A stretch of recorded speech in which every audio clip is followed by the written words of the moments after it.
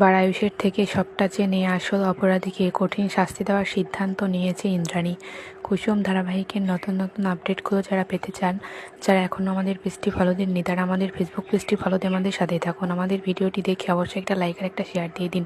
কুসুম ধারাবাহিকের নতুন পর্বের আপডেটে আমরা দেখতে পাবো যে ইন্দ্রাণী কুসুমকে বলে যে তুমি আজকে রাতে এখানেই থাকবে, আর আমি আর তুমি মিলে আয়ুষের সেবা যত্ন করবো।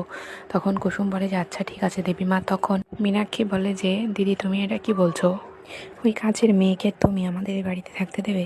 তখন ইন্দ্রাণী বলে যে খবরদার ছোট, ওকে কাজের মেয়ে বলবি না, ওর একটা পরিচয় আছে, তোকে না কতবার বলেছি। তখন মীনাক্ষী বলে যে আচ্ছা দিদি আমার ভুল হয়ে গেছে, আমি আর বলবো না। তখন ইন্দ্রাণী সকলকে বলে যে তোমরা এখান থেকে চলে যাও, আমি আর কুসুম আছি আয়ুষে দেখাশোনা করার জন্য। কিছুক্ষণ পর আয়ুষকে একটুর পর একটু ওষুধ খাওয়ানো হয়ে থাকে এবং সেটা খাওয়াতে থাকে কুসুম। পরের দিন সকালবেলা আয়ুষের জ্ঞান ফিরে। আয়ুষ বলে যে কী ব্যাপার মা